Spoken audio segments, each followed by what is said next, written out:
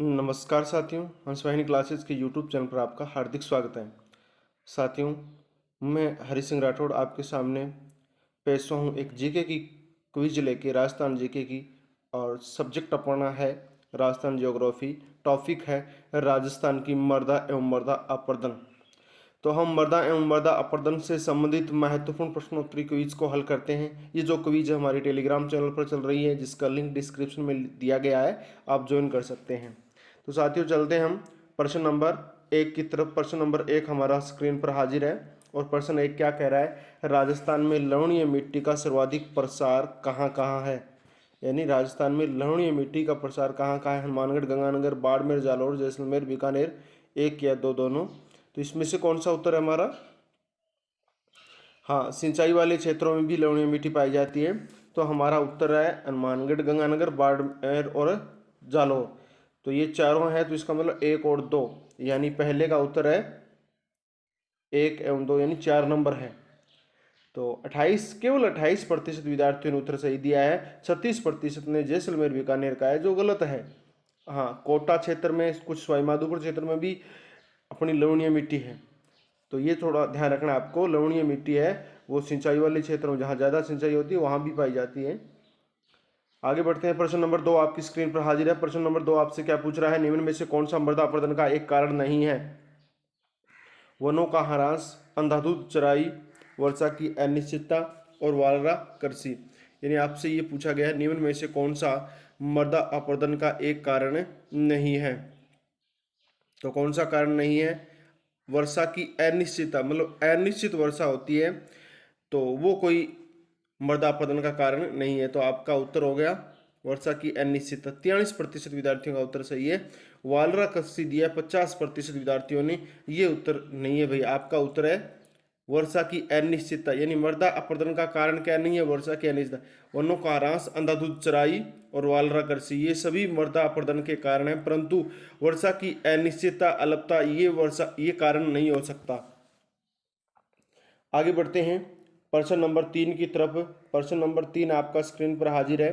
प्रश्न 3 आपसे क्या पूछ रहा है? राज्य में मृदा अपरदन के लिए सर्वाधिक उत्तरदायी कारक कौन सा है? जल, वनों का विनाश, वायु, अत्यधिक सिंचाई। तो हमारे तो यहाँ सबसे ज्यादा आंधियां वगैरह चलती है, तो हमारा उत्तर क्या है? वायु। राज्य में मृदा अपरदन के लिए सर्वाधिक उत्तरदायी कारक कौन सा हो गया? वायु। आगे बढ़ते हैं साथियों प्रश्न नंबर 4 की तरफ। प्रश्न नंबर 4 आपकी स्क्रीन पर हाजिर है। सर्वाधिक उपजाऊ मानी जाने वाली मिट्टी कौन सी है? भूरी मिट्टी, रेतीली मिट्टी, जलोढ़ या दोमट या लवणीय मिट्टी? कौन सी मिट्टी है? जलोढ़ या दोमट मिट्टी, ये सबसे उपजाऊ मिट्टी है। सभी विद्यार्थियों का उत्तर सही है भाई, सभी विद्यार्थियों का उत्तर सही है। आगे बढ़ते हैं प्रश्न नंबर 5 की तरफ। प्रश्न नंबर 5 आपकी स्क्रीन पर हाजिर है। प्रश्न क्या कह रहा है? कपास की खेती हेतु सर्व उपयुक्त मिट्टी कौन सी है? कपास की खेती के लिए अच्छी मिट्टी कौन सी है? काली मिट्टी। कौन सी मिट्टी? काली मिट्टी। 62% विद्यार्थियों का उत्तर सही है, बाकी का गलत है। साथियों आगे बढ़ते हैं प्रश्न नंबर 6 की तरफ। प्रश्न नंबर 6 आपकी स्क्रीन पर हाजिर है। प्रश्न 6 आपसे पूछ रहा है जल द्वारा मिट्टी अपरदन राज्य के किस क्षेत्र में सर्वाधिक होता है? उत्तरी, पश्चिमी। देखो, जल द्वारा मिट्टी अपरदन उत्तरी पूर्वी, दक्षिणी पश्चिमी या दक्षिण पूर्वी? दक्षिणी पूर्वी में होता है। किसमें होता है? दक्षिणी पूर्वी में 58%। देखो, जल द्वारा मिट्टी अपरदन, जल मतलब पानी से मिट्टी अपरदन होता है जहां जहां नदियां ज्यादा होती है। और नदियां ज्यादा किस क्षेत्र में? दक्षिण पूर्वी क्षेत्र में है। यमुना, बनास का वो जो बहाव क्षेत्र है, उनकी सहायक नदियों का, वहां पर मिट्टी का अपरदन होता है। यानी जल अपने साथ मिट्टी ले जाता है। साथियों आगे बढ़ते हैं प्रश्न नंबर 7 की तरफ। ये जो राजस्थान जीके की क्विज है वो टेलीग्राम चैनल पर चल रही है, जिसका लिंक है वो डिस्क्रिप्शन में दिया गया है, ज्वाइन कर सकते हैं। राज्य में मरुस्थल के प्रसार को रोकने का क्या उपाय है? राज्य में मरुस्थल के प्रसार को रोकने का उपाय, मरुभूमि के अनुकूल वृक्षों का अधिकाधिक रोपण करना, यह भी अच्छा उपाय है। सिंचाई के साधनों का विकास करना, यह भी अच्छा उपाय है। शुष्क कृषि को प्रोत्साहन एवं चराई नियंत्रण, यह भी अच्छा है। तो इसका मतलब आपका उत्तर हो गया उपयुक्त सभी। 67% विद्यार्थियों ने उत्तर सही दिया। देखो, 25% ने तो पहला ही उत्तर दे दिया, क्योंकि उन्होंने आगे कुछ पढ़ाई नहीं। तो 67% विद्यार्थियों के उत्तर सही है। प्रश्न नंबर 8 आपकी स्क्रीन पर हाजिर है। मिट्टी की उर्वरता को कायम रखने हेतु कौन सी खाद सर्व उपयुक्त है? मिट्टी की उर्वरता को कायम रखने हेतु कौन सी खाद है वो सर्व उपयुक्त है? हड्डी व खली की खाद, गोबर व हरी वनस्पति की खाद, यूरिया, सुपर फास्फेट।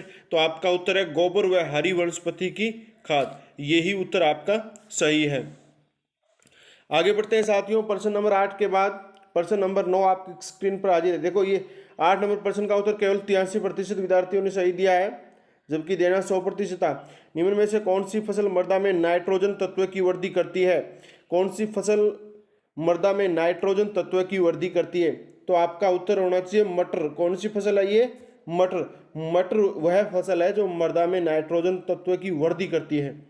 आगे बढ़ते हैं साथियों प्रश्न नंबर 10 की तरफ। प्रश्न नंबर 10 आपका स्क्रीन पर हाजिर है और प्रश्न 10 क्या कह रहा है? सेम किस स्थिति से संबंधित है? सेम किस स्थिति से संबंधित है? पारिस्थितिकी में परिवर्तन, रेत के टीलों का निर्माण, जमीन में जल भराव की स्थिति, वनों का कटाव। जहां पर पानी ज्यादा लगता है, नहरों का पानी है, उन लोगों को पता है सेम जमीन में जल भराव की स्थिति, जमीन में जल भराव हो जाता है, यानी वहां पर आप फसल नहीं बो सकते, वहां पर पानी पानी हो जाता है। नीचे और ऊपर का पानी है, जमीन का पानी है और ऊपर वाला पानी है, वो आपस में मिल जाते हैं, वहां की भूमि किसी काम की नहीं रहती, उसी स्थिति को सेम कहते हैं। जैसे आपको पता होगा हमारे उत्तरी राजस्थान में हनुमानगढ़ का जो राउसर क्षेत्र है, राउसर के कई जगह पर और कुछ गंगानगर के कुछ क्षेत्रों के अंदर, या विशेषकर तो राउसर ये जो सेम से ग्रसित है। साथियों आगे बढ़ते हैं प्रश्न नंबर 10 के बाद प्रश्न नंबर 11। प्रश्न नंबर 10 का उत्तर 85% ने सही दिया। प्रश्न नंबर 11, घग्गर नदी की बाढ़ से प्रभावित इलाकों में पाई जाने वाली प्रमुख मिट्टी कौन सी है? घग्गर नदी की बाढ़ से प्रभावित इलाकों में पाई जाने वाली प्रमुख मिट्टी कौन सी है? लाल दोमट, काली मिट्टी, रेतीली मिट्टी और आपकी भूरी मटियार दोमट। तो घग्गर नदी की बाढ़ से प्रभावित इलाकों में पाई जाने वाली मिट्टी आपकी भूरी मटियार दोमट है। केवल 33% विद्यार्थियों ने उत्तर सही दिया है। 50 ने काली मिट्टी दे रखा है जो गलत है। 50% विद्यार्थियों ने काली मिट्टी उत्तर दे रखा है जो गलत है। आगे बढ़ते हैं साथियों, प्रश्न नंबर 12 आपकी स्क्रीन पर हाजिर है और प्रश्न 12 आपसे क्या कह रहा है? प्रश्न 12 कह रहा है राज्य के पश्चिम मरु भूभाग में मिट्टी अपरदन को रोकने का सर्वोपयुक्त उपाय क्या है? यानी मरु भूभाग में सर्वोपयुक्त यानी चारागाहों का विकास करना, मेड़बंदी करना, मैदानी क्षेत्रों में वृक्षों की पट्टियां लगाना या फसल चक्र अपनाना। देखो चारागाह का विकास करने से तो कुछ नहीं होता, मेड़बंदी से नहीं होता, मैदानी क्षेत्रों में वृक्षों की पट्टियां लगाना। हाँ, मरुस्थल में अगर वृक्ष ज्यादा लग जाए तो मृदा अपरदन रुक सकता है, क्योंकि यहाँ पर ज्यादा वायु से होता है, वायु से हवा चलती है, आंधियां चलती है, जिसकी वजह से मृदा अपरदन होता है, उपजाऊ मिट्टी है वो आगे बढ़ जाती है। साथियों आगे बढ़ते हैं प्रश्न नंबर 13 की तरफ। प्रश्न नंबर 13 के स्क्रीन पर हाजिर है। राज्य में काली मिट्टी के विस्तार वाले जिले कौन से हैं? झालावाड़, कोटा, बूंदी, बारां, सवाई माधोपुर का कुछ भाग या उपयुक्त सभी, यानी सभी जगह काली मिट्टी पाई जाती है। तो आपका उत्तर उपयुक्त सभी होना चाहिए। 92% विद्यार्थियों ने उत्तर सही दिया है। प्रश्न नंबर 14 आपकी स्क्रीन पर हाजिर है। प्रश्न नंबर 14 आपसे कह रहा है राजस्थान में सबसे अधिक क्षेत्र पर किस मिट्टी का विस्तार है, अर्थात सर्वाधिक क्षेत्र पर कौन सी मिट्टी पाई जाती है? लाल दोमट, काली दोमट, भूरी रेतीली बलुई और भूरी दोमट। तो ज्यादा तो रेगिस्तान का एरिया है, वहां पर भूरी रेतीली बलुई पाई जाती है। 82% विद्यार्थियों का उत्तर सही है। शाबाश। आगे बढ़ते हैं प्रश्न नंबर 15 की तरफ। प्रश्न नंबर 15 आपकी स्क्रीन पर हाजिर है। प्रश्न 15 आपसे पूछ रहा है मिट्टी में लवणीयता व क्षारीयता की समस्या का क्या समाधान है? मिट्टी में लवणीयता व क्षारीयता की समस्या का क्या समाधान है? वालरा कृषि, शुष्क कृषि, रासायनिक खादों का निर्माण, मिट्टी में जिप्सम का प्रयोग। तो ये उत्तर आपका हो गया मिट्टी में जिप्सम का प्रयोग। क्या हो गया? मिट्टी में जिप्सम का प्रयोग। 80% विद्यार्थियों का उत्तर सही है। साथियों प्रश्न नंबर 16 आपकी स्क्रीन पर हाजिर है। प्रश्न 16 आपसे पूछ रहा है किस मिट्टी में लोह तत्व अधिक मात्रा में मिलता है? किस मिट्टी में लोह तत्व अधिक मात्रा में मिलता है? और वो आपकी मिट्टी होगी लाल दोमट मिट्टी। कौन सी? लाल दोमट, काली रेतीली या कछारी? लाल दोमट मिट्टी। लाल दोमट में लोह तत्व बहुत ज्यादा मिलता है। 60% विद्यार्थियों का उत्तर सही है और 40 का गलत है। साथियों आगे बढ़ते हैं प्रश्न नंबर 17 की तरफ। प्रश्न नंबर 17 आपकी स्क्रीन पर हाजिर है। प्रश्न 17 आपसे पूछ रहा है जल में सोडियम कार्बोनेट की मात्रा अधिक होने से मिट्टी किस प्रकार की हो जाती है? जल में सोडियम कार्बोनेट की मात्रा अधिक होने से मिट्टी किस प्रकार की हो जाती है? क्षारीय। कैसी हो जाती है? क्षारीय हो जाती है। केवल 36% विद्यार्थियों ने उत्तर सही दिया है, बाकी तो सभी विद्यार्थियों ने गलत उत्तर दे रखा है, 64% विद्यार्थियों ने। साथियों आगे बढ़ते हैं प्रश्न नंबर 18 की तरफ। ये जो क्विज है वो टेलीग्राम चैनल पर चल रही है, जिसका लिंक है डिस्क्रिप्शन में दिया गया है। प्रश्न 18 आपसे क्या कह रहा है? तो राजस्थान के पूर्वी मैदानी भाग में मिट्टी की उर्वरता बनी रहने का क्या कारण है? राजस्थान का जो मैदानी भाग है, जहां नदियों का बहाव क्षेत्र है, वहां की मिट्टी उर्वरता यानी उपजाऊ बनी रहती है। इसकी वजह क्या है? इसकी वजह यही है कि नदियों के द्वारा नई नई मिट्टी वहां पर लाई जाती है। तो क्या कहा गया? प्रतिवर्ष नवीन जलोढ़ मृदा का जमाव। प्रश्न नंबर 18 का एक ही उत्तर है और वो है पहला। 58% विद्यार्थियों का उत्तर सही है। साथियों, प्रश्न नंबर 19 आपकी स्क्रीन पर हाजिर है और प्रश्न 19 आपसे क्या पूछ रहा है? कौन सा वृक्ष रेगिस्तान के प्रसार को रोकने में उपयोगी माना जाता है? खेजड़ी, खजूर, बबूल, नीम। सभी विद्यार्थियों को पता है कौन सा वृक्ष रेगिस्तान के प्रसार को रोकने में उपयोगी माना जाता है? खेजड़ी वृक्ष। कौन सा वृक्ष? खेजड़ी वृक्ष।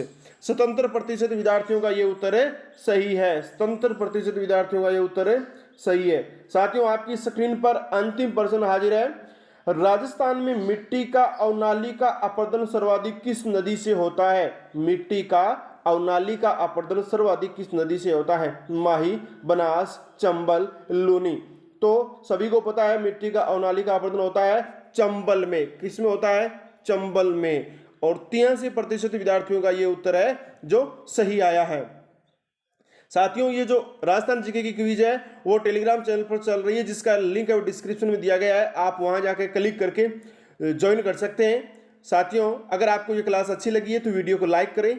अभी तक आपने चैनल सब्सक्राइब नहीं किया तो चैनल को भी सब्सक्राइब करें। ऐसी क्लास जानने के लिए बेल आइकन को क्लिक करें। हमारी अन्य सोशल साइट से जुड़ने के लिए आप डिस्क्रिप्शन में लिंक दिए गए हैं। हंस वाहिनी क्लासेस के फेसबुक पेज का, हंस वाहिनी क्लासेस के फेसबुक ग्रुप का, व्हाट्सएप ग्रुप का, इंस्टाग्राम का, ट्विटर का और अन्य यूट्यूब का, सारे लिंक आपको डिस्क्रिप्शन में मिल जाएंगे। आप उन पर क्लिक करके आप ज्वाइन कर सकते हैं। साथियों, आपने इस क्लास को अंत तक देखा, इसके लिए आपको बहुत बहुत धन्यवाद। अब हम अगली राजस्थान जीके की क्विज में मिलेंगे। तब तक के लिए जय हिंद।